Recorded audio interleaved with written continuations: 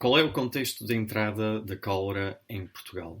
Quantos surtos é que houve e que regiões de Portugal é que afetou? Qual foi a resposta das autoridades de saúde e de que forma que a doença foi analisada pela imprensa nacional? Para nos falar sobre a cólera em Portugal, convidei Maria Antónia Pires de Almeida. É investigadora integrada no Centro de Investigação e Estudos de Sociologia do Instituto Universitário de Lisboa. Por dificuldade no acesso à internet na região em que se encontra, esta entrevista foi conduzida por telefone. O ficheiro áudio estará disponível no canal YouTube do CITSEM, assim como na Casa Comum da Universidade do Porto em formato podcast. Este pode ser acedido através de múltiplas plataformas, como Spotify, Google Podcasts, por exemplo. Espero que gostem desta entrevista sobre a cólera em Portugal no século XIX.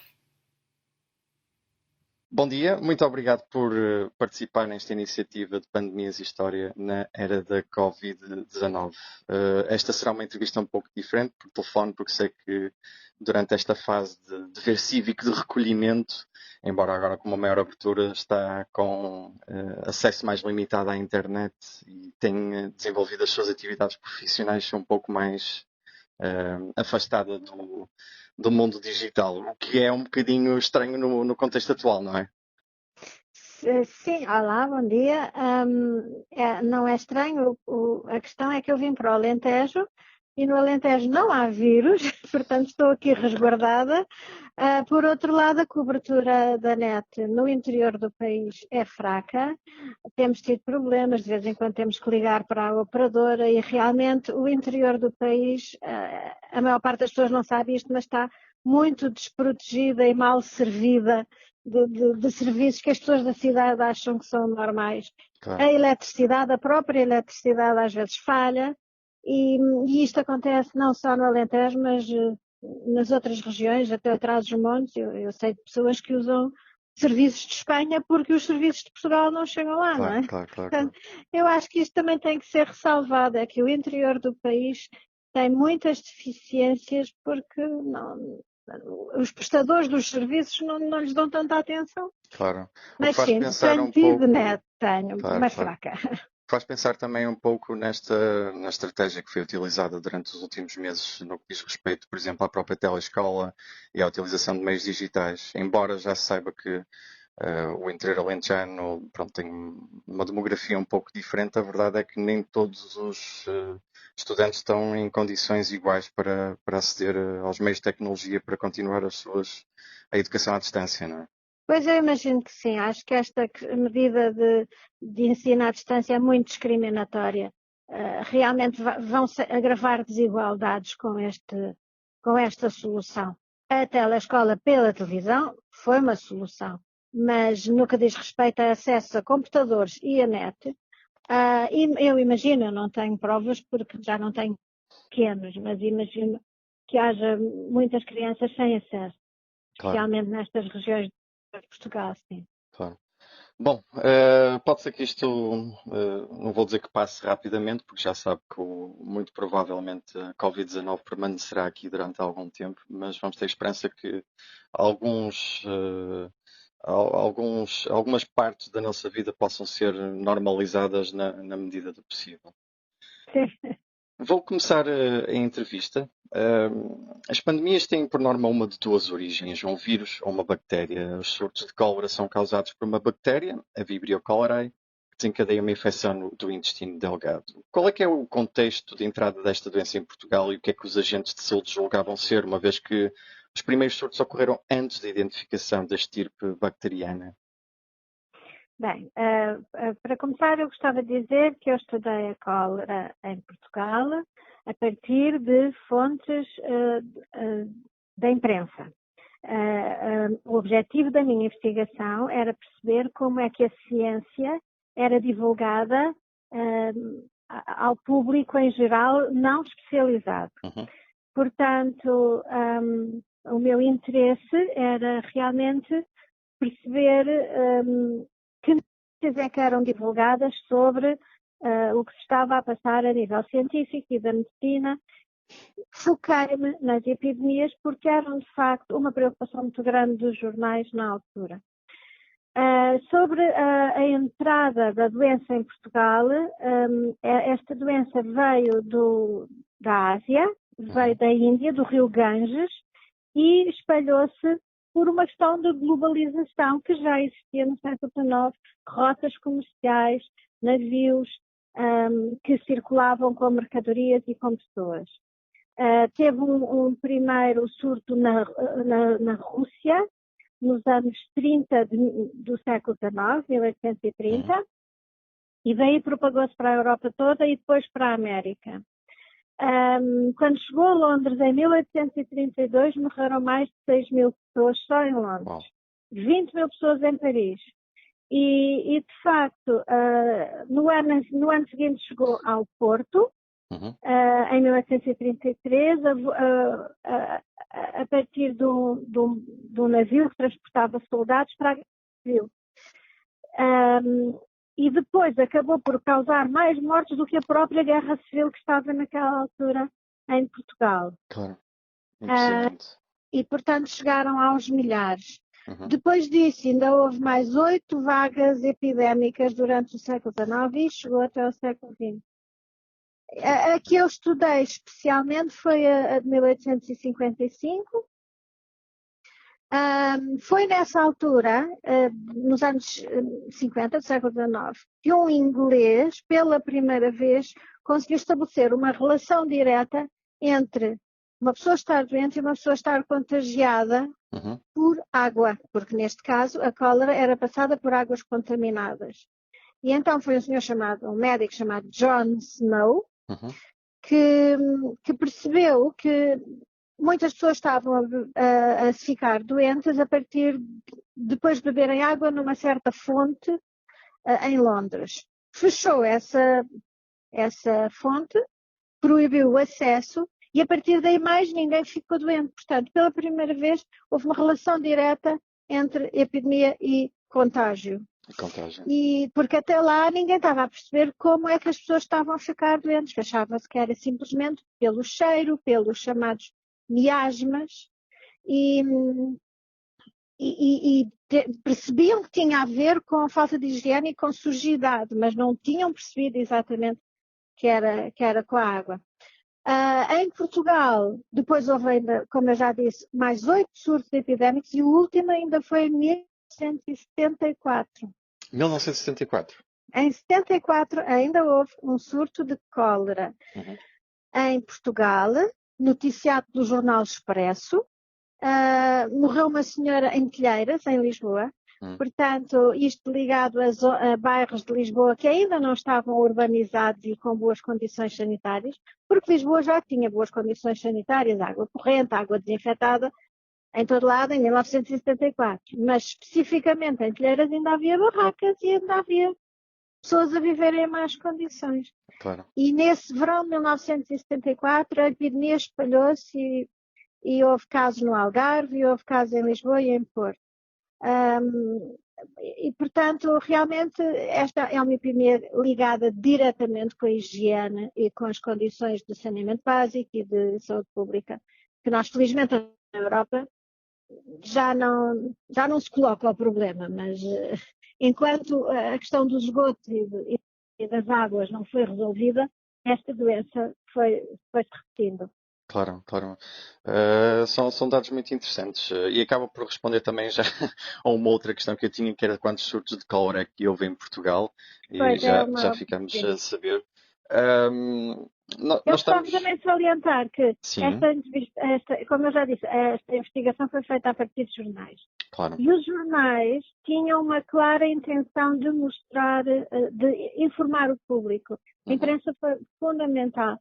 O Diário de Notícias foi inaugurado em dezembro de 1864 e tinha os objetivos de, estava lá escrito na primeira página, interessar a todas as classes, ser acessível a todas as bolsas, compreensível a todas as inteligências.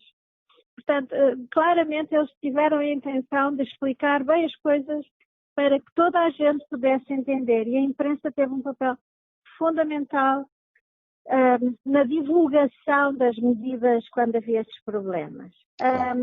E tinham também a preocupação de mostrar os relatórios das autoridades de saúde, as estatísticas, e para informar as pessoas, uma clara missão de educação do público. Muito interessante. Já disse agora no início desta entrevista que várias regiões em Portugal foram afetadas pelos surtos de cólera, não é? Falou, por exemplo, no caso de Lisboa, do Porto e do Algarve.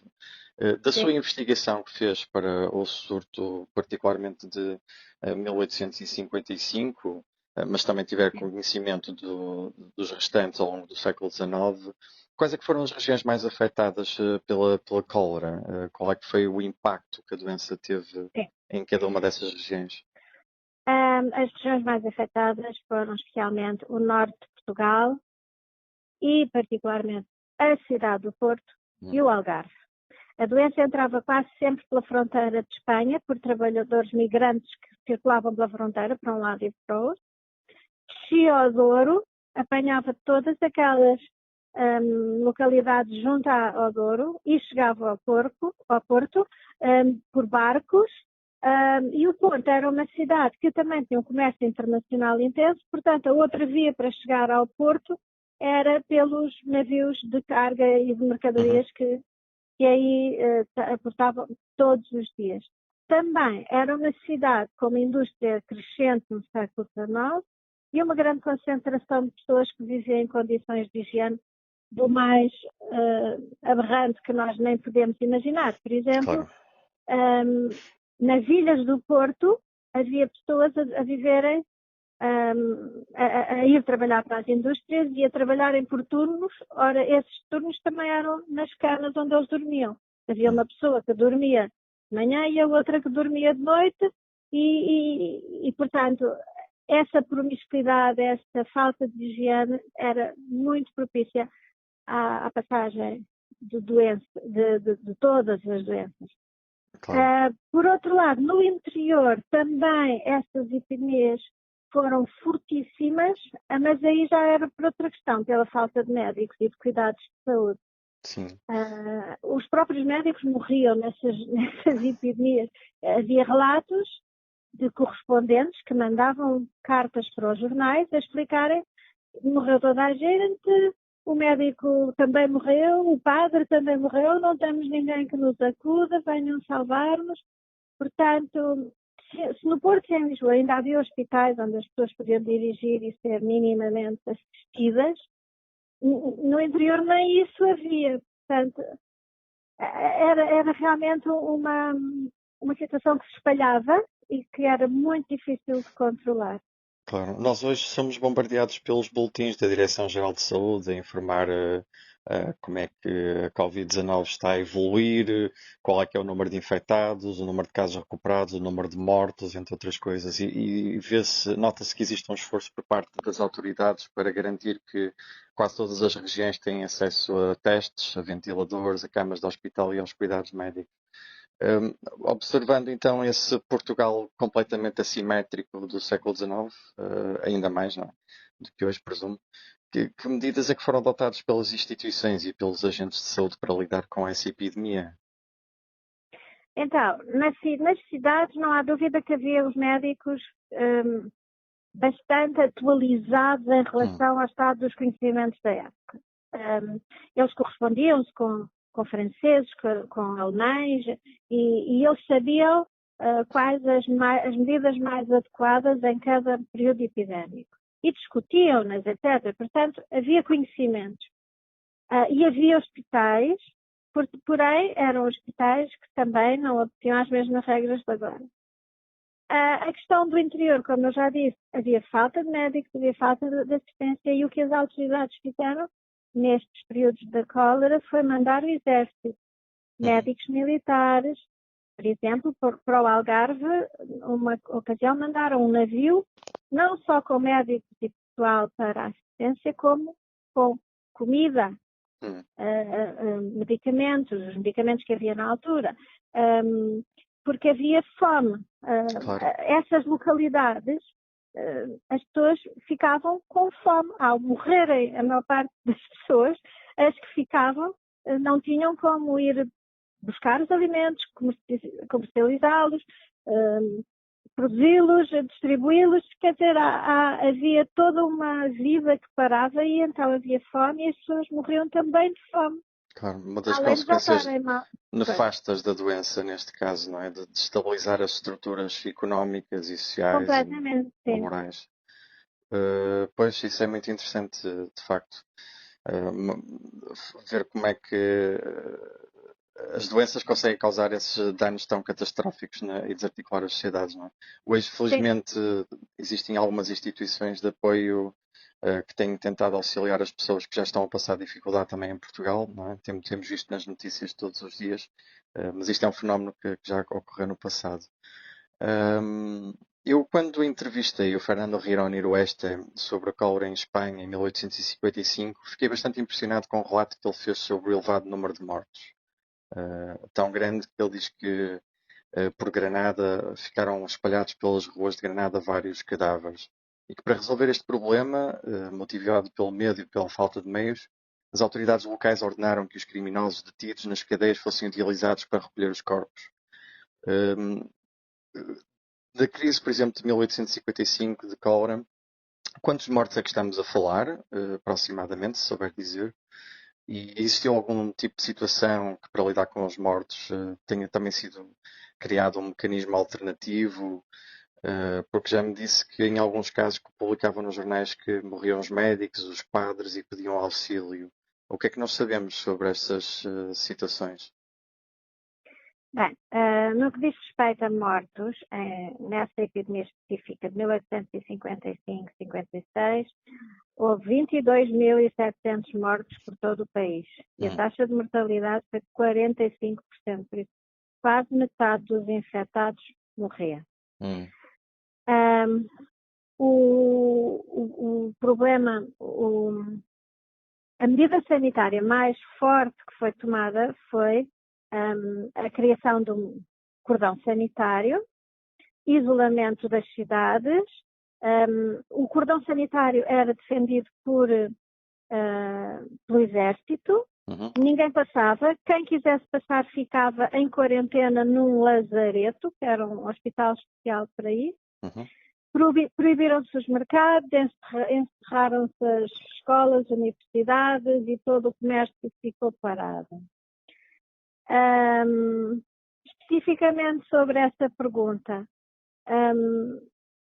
o maior problema do encerramento dos mercados era, de facto, a fome. Quer dizer, sem distribuição de comida, temos que nos lembrar que a comida tinha que vir diariamente.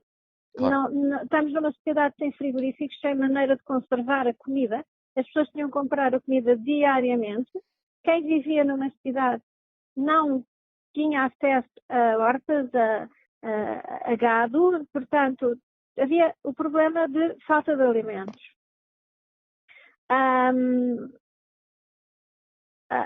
E, portanto, e os trabalhadores também, sem trabalharem, com as indústrias fechadas, também não tinham como ganhar dinheiro. Não havia apoio do Estado, o Estado não tinha uma rede de assistência montada, havia sim assistência privada. As famílias das elites reuniam-se para dar assistência geralmente perto de si, no seu bairro, nas pessoas à sua volta. A imprensa teve um papel importante nesta questão, que foi organizar as coletas para a distribuição de assistência. A imprensa promoveu várias recolhas de alimentos, de roupas e de dinheiro para distribuir por essas pessoas carenciadas. Portanto, houve vários grupos da sociedade e a imprensa foi um dos principais a tentar prestar essa assistência que o Estado não tinha capacidade para prestar. Claro, muito interessante. Isso vai ao encontro também de uma outra pergunta que eu tinha para lhe colocar, que é, hoje vivemos numa época de imediatismo e sensacionalismo por quase todos os meios de comunicação social. E a verdade é que os meios de comunicação, os telejornais em particular, já dedicavam muito do seu tempo a falar da Covid antes dela entrar em Portugal, e a partir do momento em que entrou, isto passou a ser quase hora e meia consecutiva ao almoço e ao jantar. De que forma é que a epidemia de cólera foi tratada pela imprensa do seu tempo? Acabou de referir então que organizavam coletas de alimento e vestuário, que algumas partes do país mais isoladas também utilizavam esse meio para pedir auxílio. Presumo que fosse uma forma muito diferente daquela dos dias de hoje. Diferente, porque obviamente não chegava a toda a gente, porém a imprensa, claro que estamos a falar de jornais escritos e de uma população muitíssimo ilustrada. As percentagens de analfabetismo eram muito altas. Porém, temos que pensar que o jornal não era só lido por quem o comprava, era lido em voz alta, em casa, na taberna, nos locais de sociabilidade. Era isto, não sou eu que digo, houve vários especialistas que estudaram isto, que realmente o jornal podia chegar a um grupo grande de pessoas, um jornal lido por uma pessoa. Além disso, também houve um papel importante de divulgação das medidas de sanidade pública pelos padres. Eram lidos na missa. Os conselhos eram lidos pelo padre para as pessoas ouvirem. Portanto, era mais uma maneira de chegar a um grupo grande de pessoas, porque sim, as pessoas iam à missa pelo menos ao domingo. Claro. E assim, realmente, isso ultrapassava as dificuldades de uma taxa de analfabetismo enorme. Depois também a imprensa também foi importante para demonstrar a ineficácia das medidas políticas e da interferência do poder central, ao queixar-se de que aquilo não estava a resultar. A imprensa teve uma atitude muito crítica contra os cordões sanitários, a pedirem para ser levantados, dizendo que a fome estava a matar mais do que a própria doença. Dizendo não há epidemia nenhuma, o que há é a necessidade de que as pessoas se alimentem e voltem a ter as suas atividades. Ao mesmo tempo, o mesmo jornal que fazia estes comentários na primeira página, depois também publicava as cartas dos correspondentes a dizer isto está a ser uma catástrofe. Portanto, o jornal mostra-nos, o número do jornal mostra-nos perspectivas muito diferentes e é muito interessante ver que há várias realidades ao mesmo tempo a serem descritas no mesmo jornal. Claro. Isso faz pensar hoje em dia também quem critique o encerramento compulsivo de todas as atividades, não é? Em que se diz Completamente, é a mesma coisa, é questionarem se a parte económica é mais importante ou menos do que a parte da saúde pública. E considerando que as pessoas estavam naquela altura, e agora muitas de facto a sofrer e a terem problemas graves por não terem acesso ao seu trabalho, aos seus rendimentos, à sua vida, isso faz questionar e era discutido na altura como está a ser discutido agora. Claro. Desde o início desta pandemia de Covid-19, nós temos visto que o número de doentes que recorre às urgências dos hospitais diminuiu drasticamente, assim como muitas das consultas e cirurgias programadas. Perante este cenário, estima-se que muitas doenças possam ficar por diagnosticar e que tratamentos importantes possam ficar por fazer. O Portugal do século XIX era um pouco diferente nas condições de saúde, no acesso aos hospitais. A cólera concorreu com outras doenças durante esse período, o que tornou ainda mais catastrófico o cenário que se viveu. Existiu em algum momento uma simultaneidade de surtos epidémicos? Sempre. E tal como agora, morria-se mais durante os surtos epidémicos das outras doenças todas do que da própria epidemia. Os jornais publicavam as estatísticas e mesmo durante os surtos epidémicos que eu estudei, que não foi só a cólera, foi também a peste no Porto, foi também a gripe em 1918, o tifo, todas essas epidemias, no próprio momento em que elas estavam fortíssimas, as pessoas continuavam a morrer mais das outras doenças. Primeiro, temos que pensar que era uma população com uma alimentação e condições de higiene muitíssimo deficientes. Portanto, uma das primeiras causas de mortalidade da época era o que eles chamavam debilidade congénita. As crianças não eram alimentadas e não se desenvolviam e morriam de fome. Havia muitas crianças que não chegavam à fase adulta porque tinham fome, porque tinham carências alimentares muito grandes. Depois também apanhavam todas aquelas doenças que agora já não apanham porque há vacinas, obviamente. Portanto, chegar à fase adulta, chegar à idade adulta já era uma grande conquista.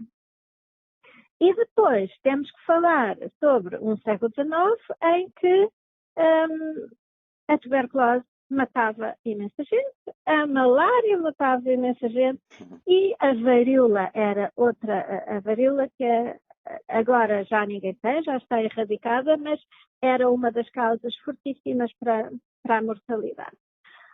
E especificamente sobre a cólera, ela foi acompanhada da febre amarela, que foi outra pandemia brutal. Afetou muitíssimo a América, as Caraíbas, especialmente o sul dos Estados Unidos. Portanto, febre amarela e depois o tifo também estava sempre presente, tudo o que era transmitido por parasitas, não é? Os piolhos, as pulgas, as carraças, a febre da carraça, que agora se chama Lyme disease, não sei o que é Lyme, tudo isso estava ao mesmo tempo. A difteria, imensa difteria. E depois também havia aquelas doenças que eles simplesmente diziam que morreu com catarro. Portanto, doenças pulmonares, tosses várias. E perante uma população que já estava extremamente debilitada por todos estes fatores, é muito natural que a tal bactéria matasse muito mais rapidamente do que se calhar neste momento, se nós apanhássemos cólera, resistíamos muito melhor, não é? Porque nós estamos bem alimentados, em princípio, não é? Portanto, há todos esses fatores a considerar e as outras doenças continuavam a ser um fator de mortalidade muito maior do que a própria epidemia em todas as que eu estudei. Claro. Isto é um efeito bola de neve, essa é que é a verdade, porque perante esta dimensão tão grave de Covid-19, todos os hospitais se concentraram em criar condições para receber os doentes que pudessem estar infectados com esse vírus. E talvez os outros estejam a ser um bocado negligenciados, é verdade? Sim. E quando são coisas talvez ainda mais graves, não é? E isso é uma questão que tem que ser que devia ser mais discutida. Sim, porque muitas pessoas também ficam com medo depois de ir aos hospitais, não é? Isto é um daqueles. As pessoas acham que o problema que têm pode ser exacerbado se forem para um hospital e, entretanto, apanharem o novo coronavírus, não é? Pois. É uma das grandes tragédias do momento em que vivemos atualmente. Embora eu acho que em Portugal, apesar de tudo, tendo sido controlado mais ou menos este surto, isso possa ter sido um pouco mitigado. Vamos ter esperança que assim seja e que as pessoas não estejam a ser prejudicadas na sua saúde por causa desta pandemia que vivemos atualmente. Sim, porque isso relembra o medo dos hospitais.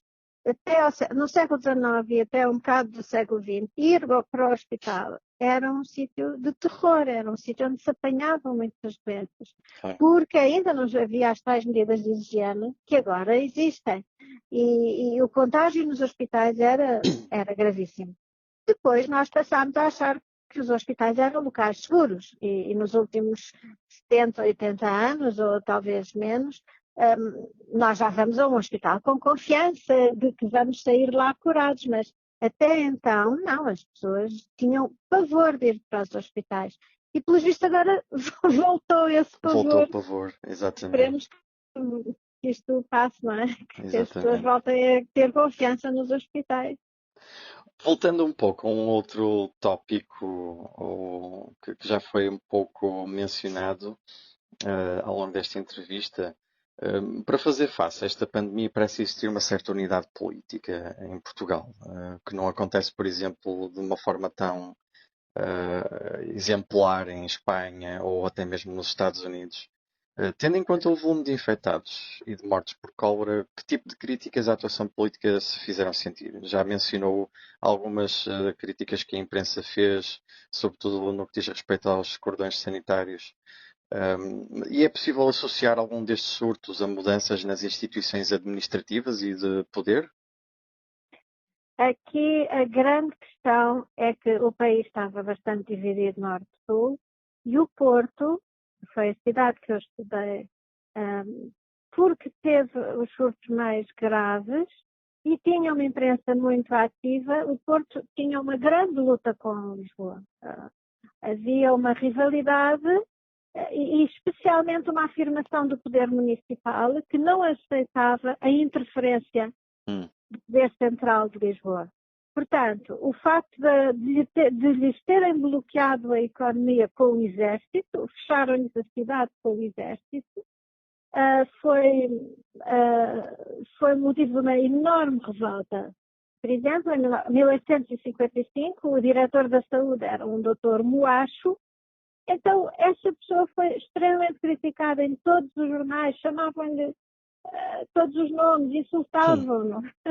Portanto, esse era o grande problema político, era a interferência do poder central nas autarquias. O Porto achava que não precisava da interferência de Lisboa e que sabia perfeitamente lidar com o assunto.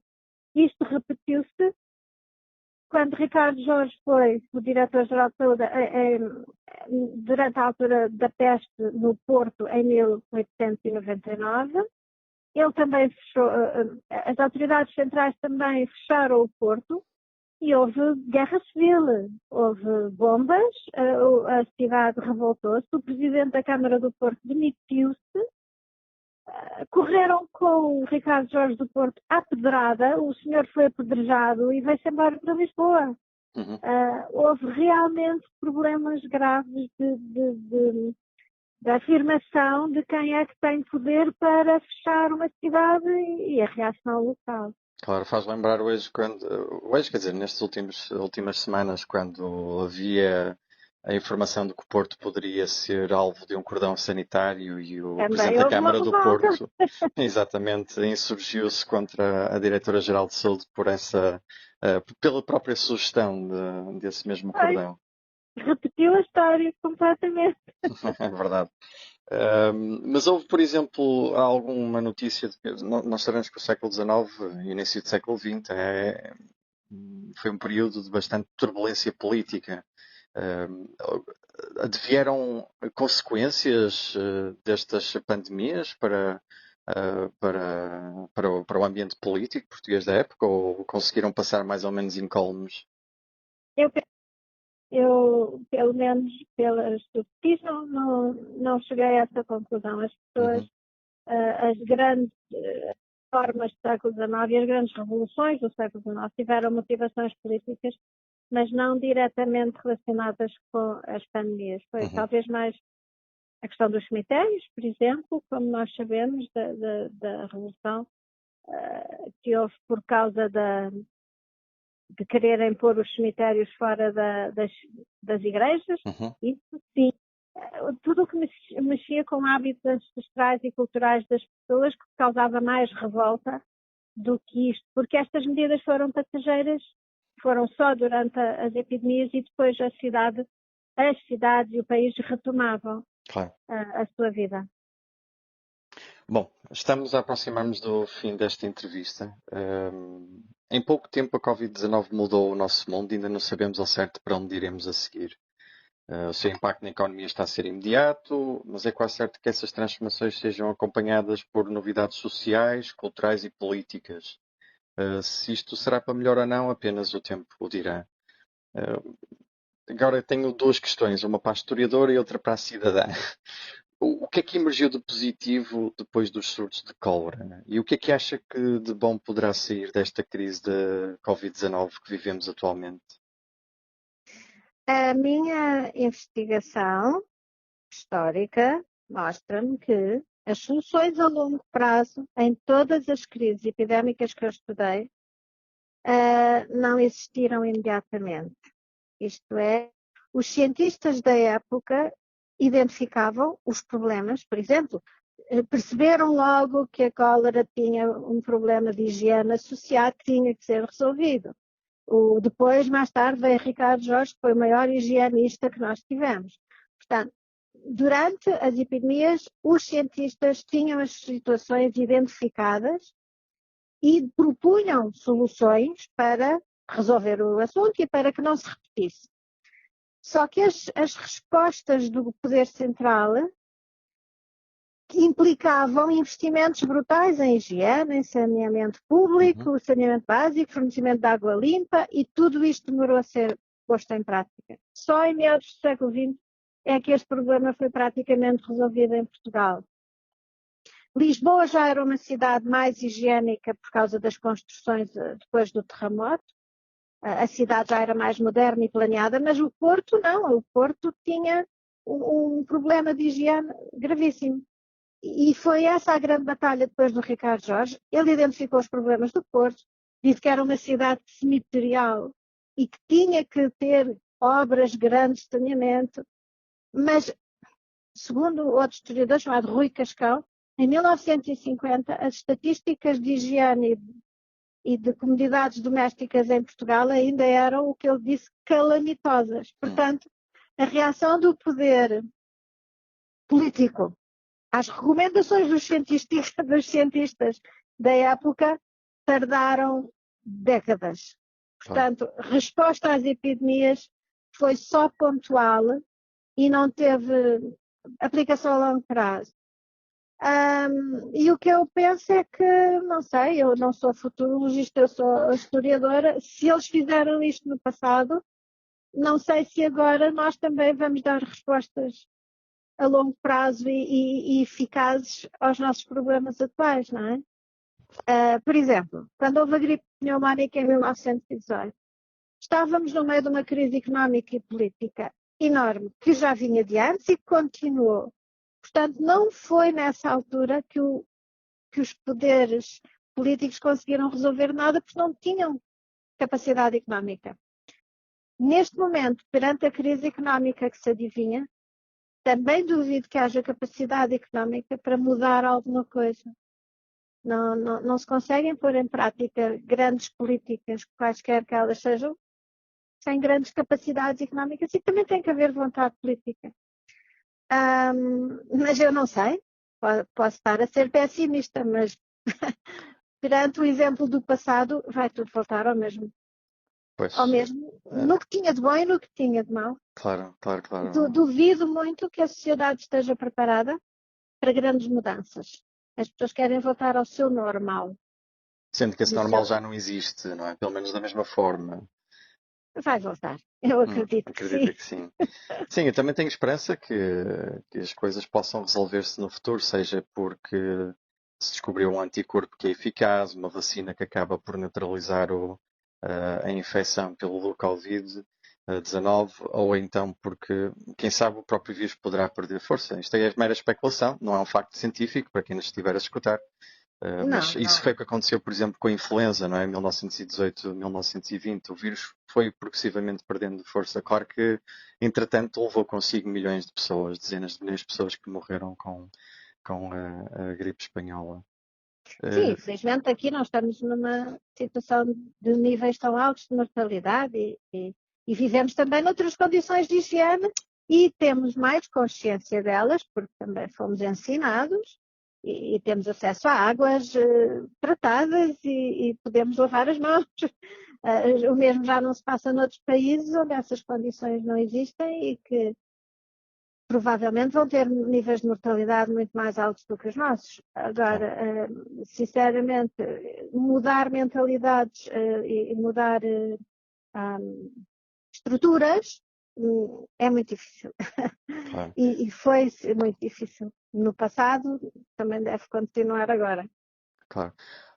Muito obrigado. Foi uma entrevista extremamente interessante. Eu espero que as pessoas depois que nos escutem de forma assíncrona no canal do YouTube do CITSEM ou através do podcast disponível na Casa Comum da Universidade do Porto, que tenham gostado e desfrutado e que sirva para pensarmos um pouco na realidade atual e para perante os desafios que vivemos e aqueles que se anunciam para o futuro, possamos ter outras ferramentas para conseguirmos pensar melhor quais é que são as necessidades a curto prazo, a médio prazo, para fazermos uma sociedade melhor, que no fundo é aquilo que todos também desejamos, acho eu. Pois. Muito obrigado. E se tiverem algumas perguntas, eu também posso ir respondendo. Não sei se o podcast tem a secção de perguntas e respostas. O canal de YouTube do CITSEM pelo menos permite que as pessoas possam deixar lá os seus comentários. Pode ser que deixem lá alguma sugestão ou algum comentário. Obrigado. Tá, obrigada. Adeus, bom dia. Adeus. Obrigada.